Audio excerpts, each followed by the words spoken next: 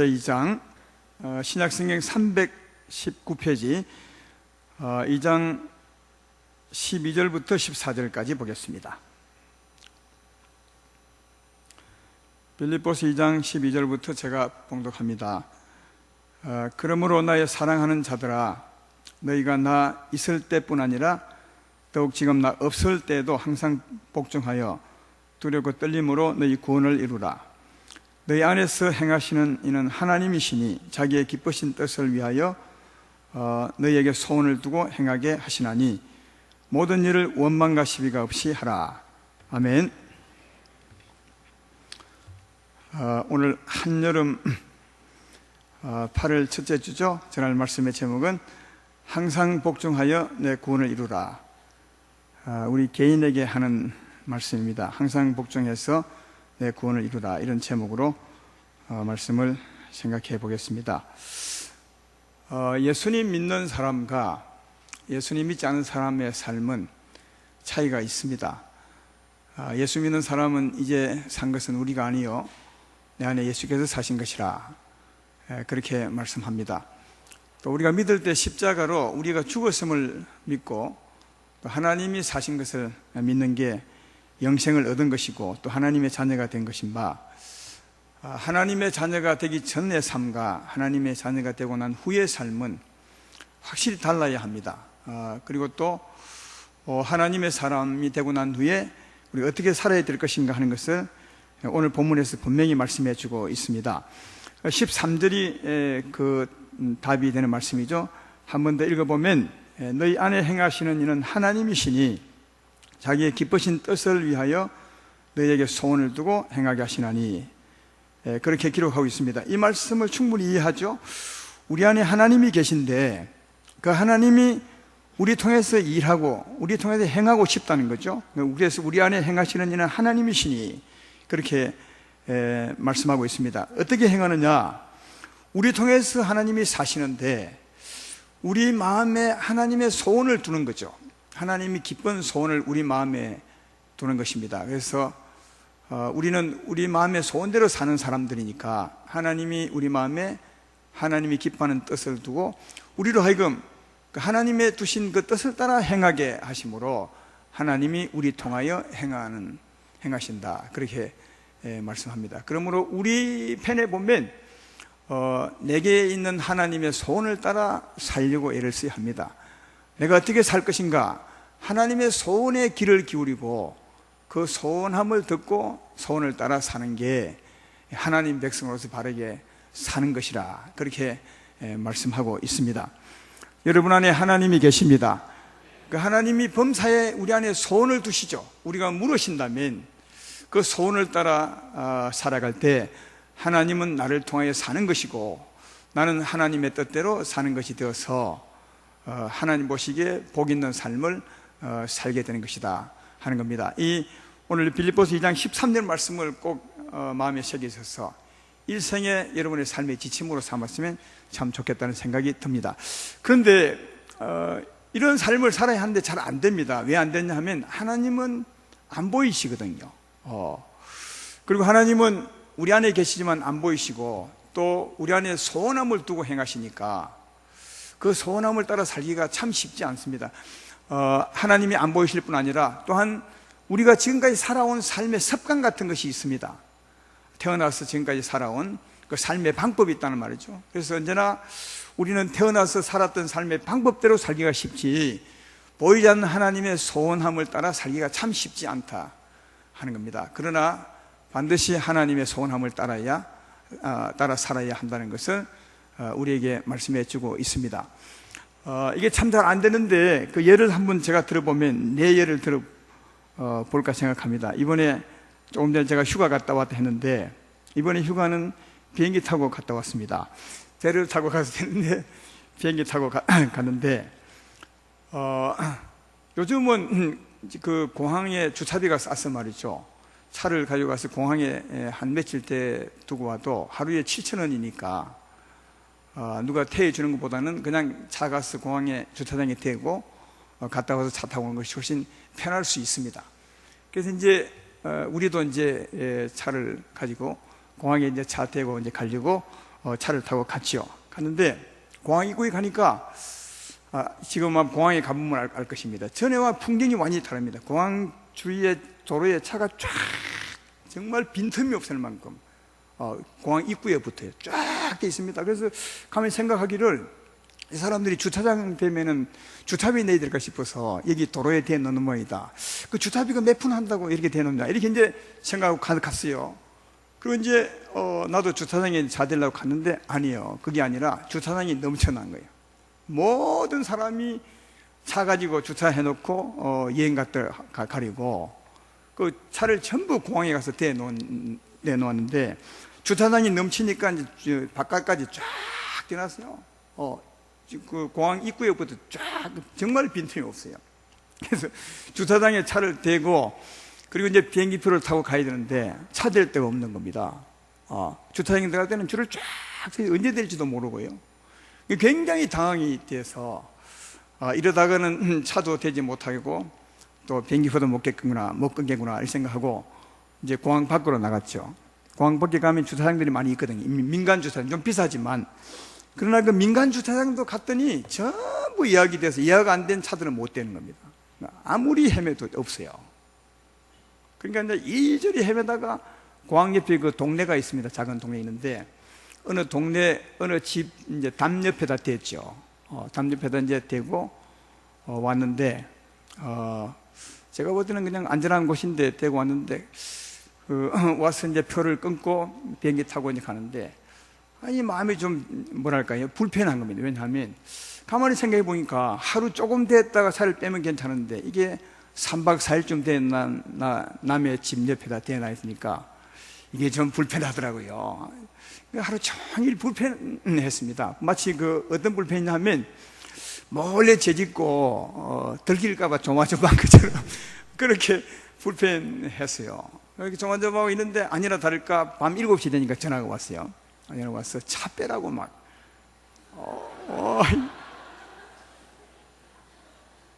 우린 죄송합니다. 지금 우리 제주도입니다. 좀 봐주십시오. 안 된다는 거예요. 빼라는 이 안 빼면 차 부숴버리겠다고 하고 그리고 개인차 불러서 막 다른 데 보내 그렇게 조금만 좀 봐주세요. 안 돼요. 그래서 뭐 어쩔 수 없죠. 이 제주도인데 어쩔 수도 없고 그래서 이제 개인 하도록 맡겨놓고 이제 있는데 그 주인이 한 2시간 있다 전화가 왔어요. 개인은 안 시킬 테니까 당신이 꼭 갈 땐 나 만나고 가라고요. 우리가 당신 때문에 손해본 게 많다고 막 그래요. 그것도 되게 부담스럽더라고요. 그래가지고 그날 하루를 지냈는데 하루를 지내고 난 후에 한번 오늘 한 행동을 이제 되돌아볼 때 하나님 이 말씀을 내게 생각나게 해주셨어요. 기억이 나게 해주셨어요. 너희 안에 행하시는 이는 하나님이시니 자기의 기쁘신 뜻을 두고 내게 소원을 두고 행하게 하시나니 이 말씀이 그냥 번개처럼 생각이 나서 이 말씀을 비춰보면 내가 한 일이 처음부터 잘못된 거예요. 처음부터 잘못되니까 처음이 잘못되니까 계속 꼬이는 거죠. 그것 때문에 신경 써야 되고 또 죄진 것처럼 죄를 짓지 않았지만 죄진 것처럼 그렇게 이제 꼬여서 하루를 불편하게 지내게 됐는데 오늘 말씀에 하면 내가 어찌해야 되냐 하면 그 주차가 공항에 차들이 많을지라도 잠시 차를 세우고 하나님께 물으셔야 되죠. 하나님 이런 상황인데 내가 어찌하면 좋겠습니까? 이렇게 물어보면 틀림없이 하나님은 나와 함께 계시니까 아마 더 좋은 소원함을 내게 틀림없이 주셔야 될 것이라. 제가 봐도 그냥 몰래 차 대고 오지는 않았을 것 같아요. 그보다 더 좋은 방법이 있을 것 같아요. 조금만 더 기다리든지. 왜냐하면 비행기 타고 내는 사람이 많으니까 주차장이 복잡해도 조금만 기다리면 또 차가 나고 그러거든요. 그리고 공항 양쪽 도로에 차가 얼마나 많이 되어 있습니까? 거기서 또 차 빼는 사람도 있을 것이고 몇 바퀴 돌면요 하면 되는데 당황해서 내가 그렇게 했던 것을 볼 수가 있습니다. 그래서 잠시 서서 조금만 하나님께 물어봤으면 좀 소원함을 물었으면 하나님이 우리 마음에 어떤 방법을 알려줬을 것이고 그렇게 했으면 꼬이지도 않고 좀 더 편했을 것인데 그렇지 않고 나는 그냥 가서 당황한 나머지 그러니까 상황을 본 거죠. 하나님을 본 것이 아니라 그 복잡한 상황을 보고 그 상황에 따라 그냥 당황해서 적극적으로 행동했던 것이 하루 종일 고익했던 것을 볼 수가 있다. 아마 휴가 가면 여러분도 이런 상황을 만나리라 생각됩니다. 휴가뿐 아니라 우리 삶에도 사람과의 관계 속에서 이런 행편을 만날 때가 있을 것이고요, 또 사업할 때도 이런 어려움을 만날 수가 있을 텐데, 그때 여러분은 어찌 하십니까? 나 같은 행편에 참 여러분은 어떻게, 아마 모르긴 해도 목사가 이랬으니까 여러분도 별 차이가 나지 않고 그 상황 보고 당황해서 적극적으로 한번 행동하지 않았을까? 물론 나처럼 그 집에 차는 되지는 않았겠죠. 그러나 다른 곳에 해도 정말 이 오늘 말씀처럼 하나님께 물어서, 하나님 제가 이 행편인데 어찌하면 좋겠습니까? 묻고 행동의 근거를 하나님께 삼고하겠느냐. 사랑하는 여러분, 우리의 행동의 근거는 하나님이셔야 합니다. 왜냐하면 하나님 분명히 말씀하죠. 범사에 그를 인정하라. 오늘 여기도 너희 안에 행하신 일은 하나님이시니. 여러분, 하나님은 전능하셔서 우리를 아십니다. 저는 우리 출입을 아십니다. 그래서 이 아들이 공항에 가면 당황할 줄 아십니다. 그래서 아무리 복잡한 상황, 아무리 어려운 상황에도 하나님의 길이 있습니다. 그러므로 우리가 조용히 물으면 하나님은 틀림없이 우리에게 소원함을 주시고, 그 소원함을 따라 행하게 하시면 그 길이 형통하게 되는데, 또 무엇보다도 하나님이 묻고 했다면, 또 하나님의 소원 따라 하면 하나님이 보장을 합니다. 그 뒤에 혹시 하나님께 물었지만 그 물은 뜻이 하나님 뜻이 아니고 우리가 실수한다 할지라도 하나님은 그것을 기억하셔서 그것조차도 하나님이 보장해 주는 하나님이시거든요. 그러므로 사랑하는 여러분, 이런 경우가 생기면 범사에 잠시 아무리 급해도, 아무리 어려운 상황에 놓일지라도 하나님께 물으시길 바랍니다. 그럼 하나님께 길이 있습니다. 그 길 따라 하시면 하나님이 그 길을 보장해 줍니다. 혹시 우리가 실수한다 해도 하나님이 그 길을 지켜주시고 형통히 하신다 하는 것입니다. 범사에 너희 안에 행하시는 일은 하나님이시니 하나님의 소원 따라 행하시는 우리 모두가 되기를 주의 이름으로 축원합니다. 그렇게 해야 될 이유가 있어요. 이게 더 중요한 겁니다. 그 이유가 12절에 있습니다. 12절을 보십시오. 그러므로 나의 사랑하는 자들아, 너희가 나 있을 때뿐 아니라 더욱나 지금 없을 때도 항상 복종하여 두렵고 떨림으로 너희 구원을 이루라. 그렇게 말합니다. 여기 복종한다는 말은 어디에 복종하는 것입니까? 13절에 복종하는 거죠. 우리 안에 소원함을 두고 행하시는 하나님의 뜻에 복종하는 걸 말합니다. 항상 복종해서 두렵고 떨림으로 구원을 이루라. 그렇게 말합니다. 그러니까 주님의 소원에 복종하여 살면 그런 삶을 통해서 하나님 우리를 구원하신다는 거예요. 여기 구원은 영생 얻는 것을 말한 것이 아닙니다. 처음에 회개하고 예수의 십자가를 믿음으로 나갈 때 우리를 용서하시고 우리 영생을 주는 그걸 말하는 구원은 그 구원을 말하는 것이 아니라, 그렇게 영생을 얻은 사람이 더 아름답게 되어가는 구원을 말하는 거예요. 삶까지 아름답게.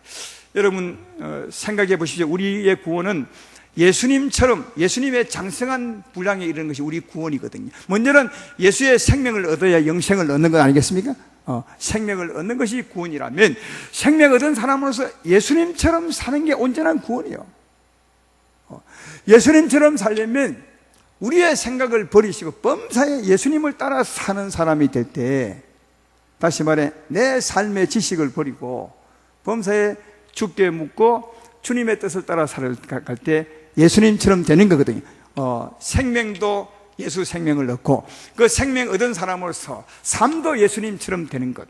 그러니까 삶의 지식까지도 나를 버리고 주님을 따라갈 때 그 삶이 구원을 받아가는 삶이라.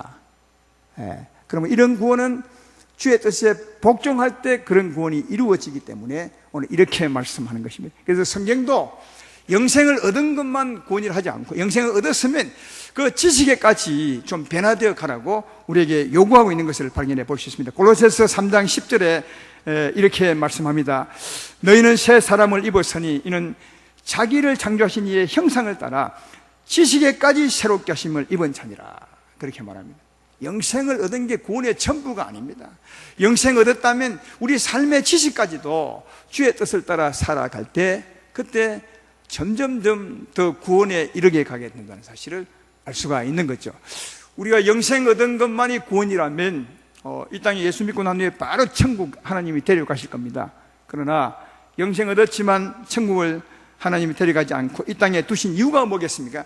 우리의 삶의 지식까지도 나를 버리고 주의 지식을 따라 살게 함으로 온전한 구원에 이르게 하기 위해서 이 땅에 우리를 두신 것이 아니겠습니까? 그러므로 이런 것은 복종해 갈 때 지식까지 변화를 받는 예수님 닮아가는 삶이 되기 때문에 이렇게 말씀한 겁니다. 그래서 고린도후서 10장 4절 6절에는 온전한 구원을 이렇게 말합니다. 우리의 싸우는 무기는 육신에 속한 것이 아니요 오직 어떠한 견고한 진도 무너뜨리는 하나님 능력이라. 그 다음부터 보시죠.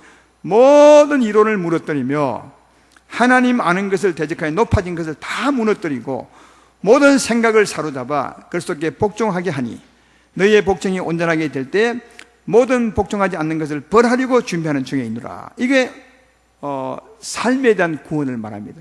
우리 안에는 하나님의 생각과 반대되는 지식이 굉장히 많습니다.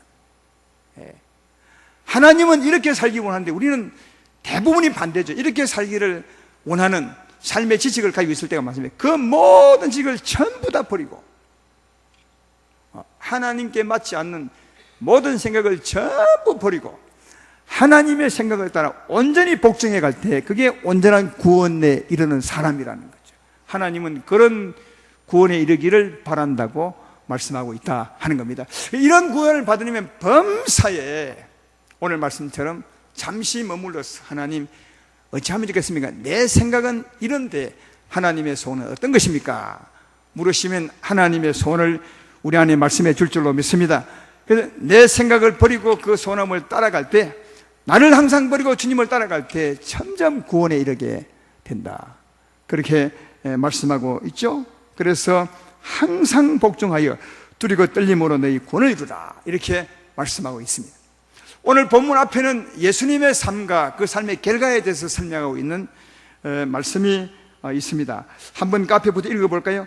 5절부터 한번 읽어보면 예수의 삶과 결과를 잘 이해해 볼 수 있습니다. 5절부터 보면 너희 안에 이 마음을 품으라 곧 그리스도 예수의 마음이니 그는 근본 하나님의 본체시나 하나님과 동등됨을 취할 것을 여기지 아니하시고 오히려 자기를 비워 종의 행체를 가지사 사람들과 같이 되셨고 사람의 모양으로 나타나사 자기를 낮추시고 죽기까지 복종하였으니 곧 십자가에 죽으심이라. 그렇게 말합니다. 그 예수의 삶을 설명해 주고 있죠. 예수님은 자기를 낮추시고 종처럼 되셨고 그리고 죽기까지 복종했다고 말합니다. 여러분 어디에 복종했다고 합니까? 아까 우리도 복종하여 두리고 떨림으로 구원을 이루라 그렇게 말씀하셨는데 여기도 예수님도 죽기까지 복종했다고 말합니다. 그러니까 죽는 것도 복종했다는 말이죠.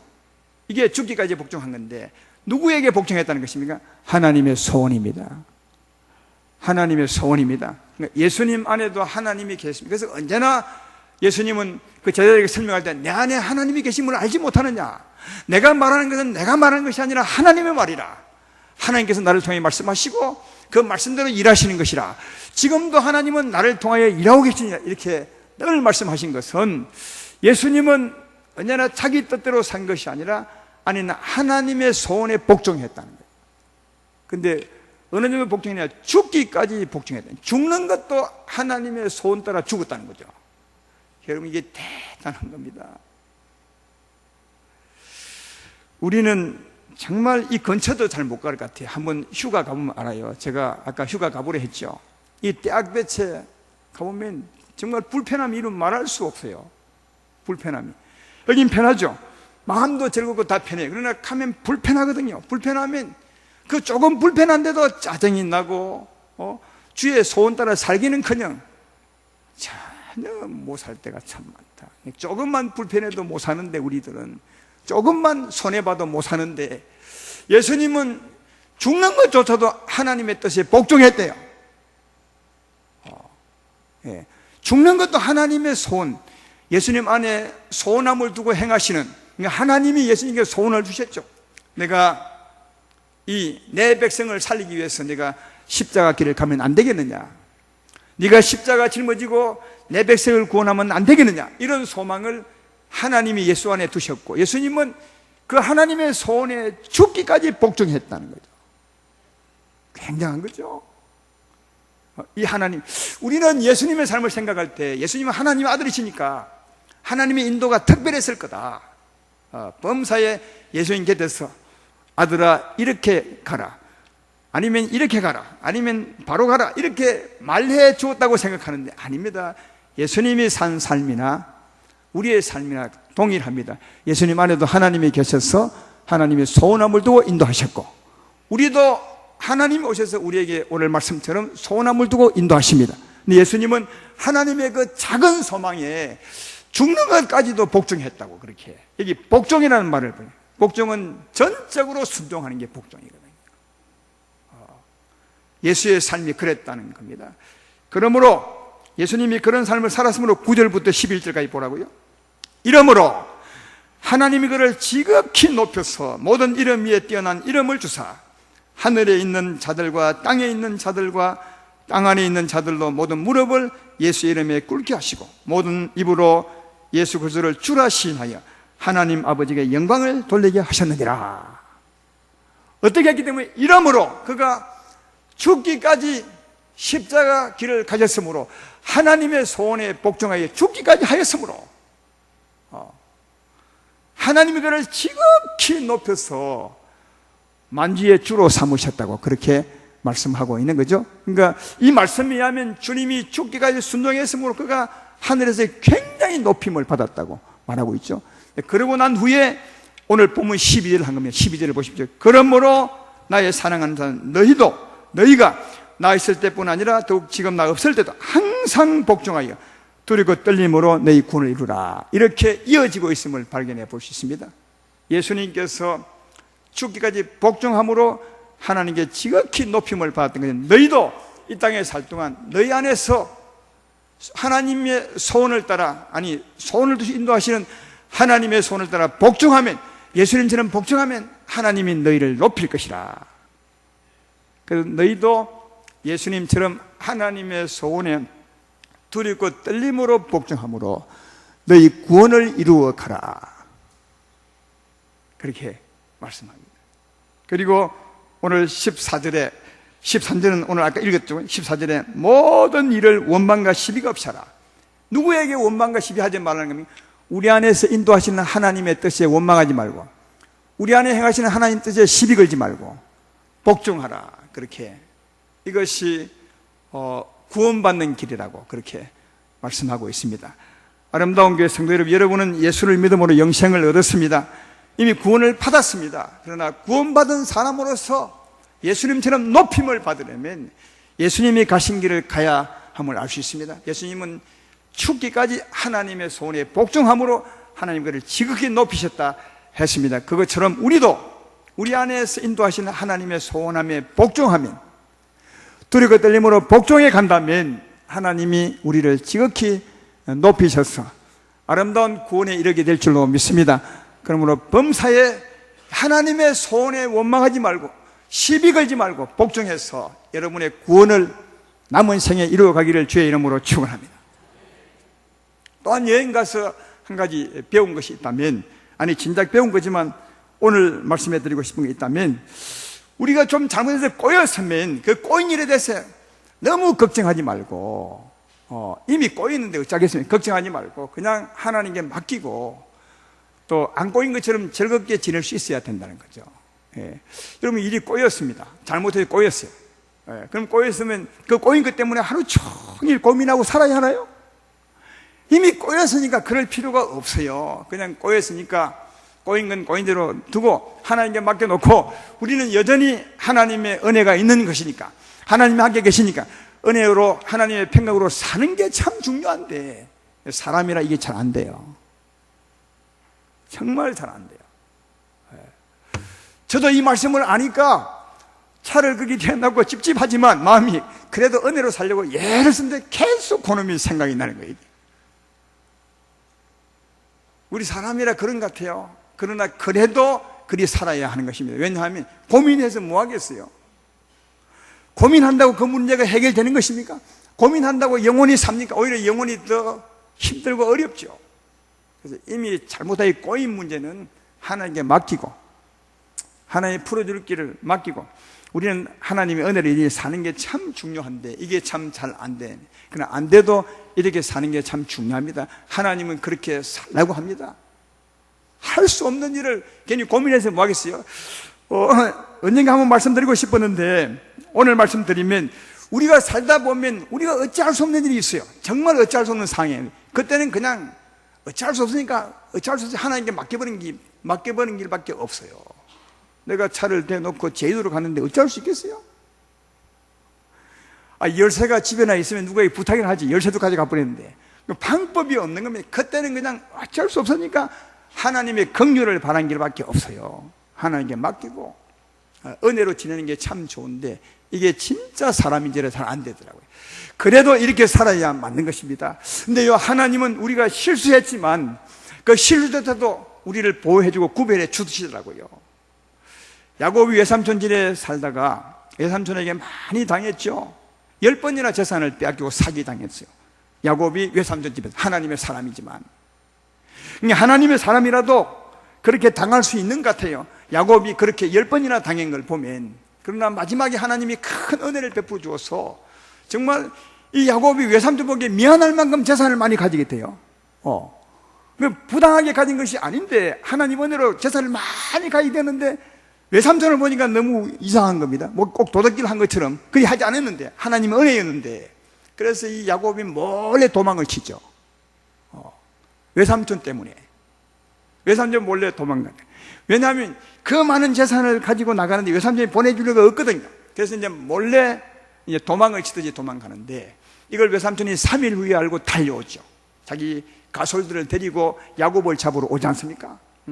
이때 여러분 잡히면 야곱이 죽습니다. 재산 다 뺏기고. 왜냐하면 외삼촌은 재산을 제일 좋아하는 사람인데 어찌하면 그 야곱의 꼬투리를 잡아서 이 재산을 뺏을까 이 생각에 가득 차 있는 분인데 잡히면 이제 죄를 지은 것처럼 도망갔으니까 빌미가 이제 잡혀서 재산 뺏기고 목숨도 잃을 수 있습니다. 근데요, 야곱이 그렇게 잘못해서 도망친 것처럼 했지만 그 밤에 하나님 어떻게 하십니까? 외삼촌 꿈에 나타나서 하시는 말씀이 내가 선악간에 야곱을 건드리지 말라. 여기 하나님 하시는 말씀을 보라. 선악간에 야곱이 선해도 건드리지 말고 야곱이 악해도 건드리지 말라.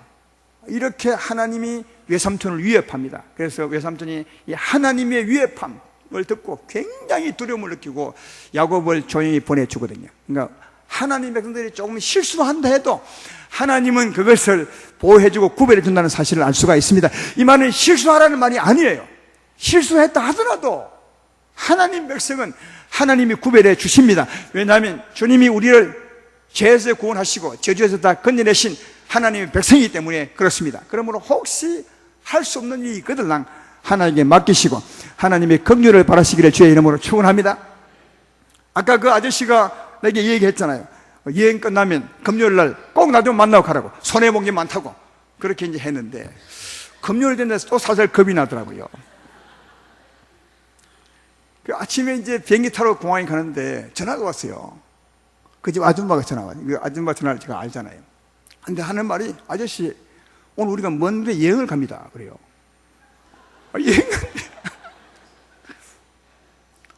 그 참 신기하대요. 왜 하필 또 그날이 여행 갑니까? 어디 갑니까? 먼 곳이 간대. 그걸 뭐 어디 물어볼 수도 없고요. 그래서 잘 다녀오세요. 이 말은 이제 와서 차 조용히 가져갈 텐데 그 말 아닙니까? 그래서 이제 공항에 대해서 아무 일 없었어요. 그냥 차 가지고 왔어요. 그래서 가져오면서 그랬어요. 괜히 괜히 걱정했는데, 걱정할 필요가 없었는데, 정말 괜히 걱정할 때가 진짜 많다고요. 이게 하나님 사람의 은혜예요. 전 하나님의 긍휼이라고 생각해요. 사람들은 우연이라 하겠지만, 왜 하필 그날에 여행을 가요? 그러니까 이런 게 하나님의 은혜예요. 그렇지만 내가 잘못했어요. 그래서 이제 집에 와서 문자를 보냈죠. 내가 불편을 끼친 차 주인입니다. 정말 미안하고 고맙습니다. 불편을 끼친 것 때문에 혹시 내가 주차비라도 좀 드리면 좋겠습니다. 계좌번호 좀 보내주세요. 했더니 계좌번호 안 와요. 말이 없어. 요새 계좌번호 겁내잖아요. 그래서 안 오는 것 같아요. 정말 오면 좀 보내드리려 했어요. 왜냐하면 불편을 끼쳤으니까. 근데 지나고 보니 참 은혜입니다. 아무 걱정할 필요 없는데 괜히 혼자서 걱정해서 했던 것을 볼 수 있습니다. 아름다운 교회 성도 여러분들이요, 혹시 잘못했다 할지라도 너무 걱정하지 말고 하나님의 긍휼을 바라십시오. 하나님은 자기 백성들을 구별하시고 절대 해당하지 않게 합니다. 곤란한 일을 겪지 않게 만듭니다. 물론 곤란한 일을 겪을 수 있습니다. 그때 그냥 물려주면 되지만, 그러나 수치를 당하게 하거나 그렇게는 하지 않습니다. 하나님이 우리 하나님이시니까, 하나님은 어디나 계시고 그 사람의 마음을 주관할 수 있으시고 그 사람으로 은혜 받게 하실 리도 하나님 아니십니까? 요셉을 보십시오. 요셉이 종살이 했지만 하나님이 은혜를 베푸사 그 주인에게 은혜를 받게 하십니다. 주인이 잘 보게 하는 거죠.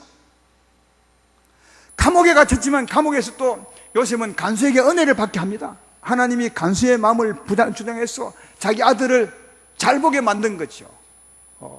에스더도 마찬가지 아닙니까?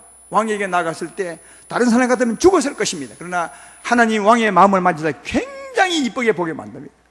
그래서 그가 살 뿐 아니라 그의 소원을 이루었던 것은 하나님의 은혜였음을 볼 수가 있습니다. 그러므로 사랑하는 여러분, 우리가 할 수 없는 일은 그냥 하나님께 맡기시고, 물론 할 수 있는 일은 수행하면 되겠죠. 하나님의 긍휼을 바라고 편하게 은혜롭게 사시는 여러분 되기를 주의 이름으로 축원합니다. 근데 이런 삶을 살면 범사에 하나님께 잠시 묻고, 하나님 내가 어찌하면 좋겠습니까? 라고 하고, 주의 소원함을 따라 복종해 가고, 그리고 또한 이런 일이 생겼을 때 그냥 하나님께 맡기고 은혜롭게 살려면 평소에 여러분 우리가 기도해야 됩니다. 하나님의 힘이 있으셔야 돼요. 우리 마음에 은혜가 있어야 그래도 그런 행편에도 은혜롭게 살 수 있는 것이고, 범사에 하나님께 물을 여유도 있고 또 주님을 따라 복종해 갈 수 있는 힘도 있는 것입니다. 기도해야 된다는 것을 알 수가 있습니다. 왜냐하면 기도하면 하나님의 은혜가 있습니다. 하나님의 힘을 얻을 수 있습니다. 그 힘이 우리 삶의 근원이 되기 때문에 기도해야 되는 거죠. 그런데 기도 잘 안 하더라고요. 저는 어디 가도 기도합니다. 많이는 안 하지만 아침에도 기도하고 저녁에도 기도합니다. 왜? 목사니까. 그래도 하루를 살 때도 하나님의 은혜로 살아야 되지 않겠습니까? 그래도 하루를 사는데 목사처럼, 다시 말해 하나님의 자녀처럼 살아야 되기 때문에 아침에 나 기도합니다. 저녁에 마치고 난 후에 기도해. 저녁에 마치고 기도했을 때 했기 때문에 오늘 이 같은 뜻도 알게 된 것이고요. 근데 기도 안 하더라고요. 누가 안 하냐? 우리 아들, 딸이 안 하더라고요.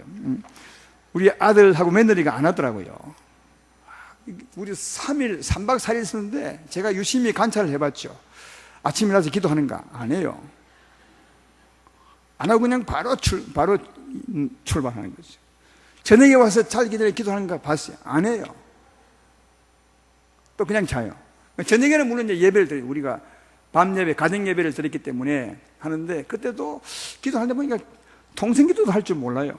우리 아들이지만 제가 부끄러운 일이지만 얘기합니다.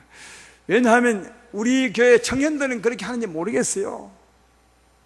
여러분은 아침에 일어나서 기도합니까? 여행 갔을 때나 이럴 때, 아니면 집에 있을 때나 어느 때나, 교회는 안 나올지라도 집에서 기도하십니까? 아름다운 교회 성도 여러분, 청년, 중고등부 학생 여러분들이요, 아침에 하루를 시작하기 전에 기도하십니까? 기도한다는 말이 뭐냐 하면 내 힘으로 살지 않고 하나님의 은혜로 출발한다는 뜻이거든요. 기도하지 않으면 장사 없죠. 아무리 목사고 믿음이 좋아도 기도하지 않으면 자기 힘으로 출발하는 거죠. 자기 힘, 내 힘이 무슨 힘이 있습니까? 하나님의 은혜 빼고 나면 육체, 죄로 물든 이 몸뚱아리 덩어리밖에 더 있겠습니까? 아무도 마찬가지입니다. 장로님도 마찬가지고 군사님도 마찬가지입니다. 기도하지 않으면, 또 전에 말씀드렸던 게 은혜는 하루치입니다. 오늘 기도한 게 내일까지 효과 있다고 천만에, 그런 말씀이 성경에 어디 있습니까? 성경은 언제나 양식을 먹어도 하루분입니다. 만나를 먹어도 하루분이요. 그 다음 남은 것은 전부 불태워버리려 했습니다. 양의 고기를 먹어도 하루분, 남은 것은 불태워버려. 그러니까 오늘 은혜는 오늘 것이지, 오늘 기도한 것은 오늘 것이 내일에 관계없는 겁니다. 내일은 다시 내일 기도해야 합니다. 만나를 내일 다시 거두는 것처럼 내일 다시 기도해야 되는 거거든요. 그러니까 누구든지 오늘을 살기 위해서는 아침에 기도해야 되는데 기도를 잘 안 하더라고요. 그러나 아름다운 교회 성도님들은 좀 다를 것이라고 생각이 됩니다. 우리 중고등부들도 기도해보면, 시켜보면 혼자서 통성기도도 하고 그러고요. 청년들은 정말 잘하고요. 기도해야 됩니다. 우리 삶의 힘이 기도에서 나오니까요. 그러므로 아침에 일어나셔서 꼭 30분 이상 기도하시고, 가능하면 한 1시간 좀 기도하시고, 밖에 나가면 1시간 좀 기도하기는 힘들 거예요. 그러나 30분 이상 좀 기도하고. 왜냐하면요, 하나님의 힘이 내게 연결돼서 이렇게 공급이 되려면 적어도 한 10분은 못하는 것 같아요. 10분은 그냥 행설수술 하다 끝나요. 한 20분 좀 되면 길이 좀 잡히고, 한 30분 되면 힘이 쫙 내게 올 때가 있죠. 제 말 이해되시죠? 그러니까 아무리 기도를 잘하는 사람일지라도 적어도 10분, 20분은 하셔야 하나님의 힘을 공급받을 수 있습니다. 생명의 젖줄을 공급받을 수 있습니다. 생명의 생수를 먹을 수 있는 것이죠. 그 힘이 내게 있어야 그다음 살 수 있는 겁니다. 주께 물을 여유가 있는 것입니다. 또 주님이 내 마음에 소원을 두셨을 때 내 뜻과 다를지라도 그 소원함에 나를 복종시킬 수 있는 것입니다. 그러니까 정말 중요한 것은 기도임을 알 수, 예배임을 알 수 있는 것입니다. 왜냐하면 예배와 기도는 하나님의 생명을 얻거든요. 힘을 얻기 때문에 정말 중요하고 우리 삶의 근원이죠. 그리고 그 힘을 얻었다면 그 힘으로 이제 하나님의 소원을 알으셔야 합니다. 하나님의 소원이 우리 행동의 근간입니다. 사랑하는 아름다운 교성도 여러분, 우리의 행동의 근간은 하나님의 소원입니다. 하나님의 뜻입니다. 그 뜻은 여러분 안에 계십니다.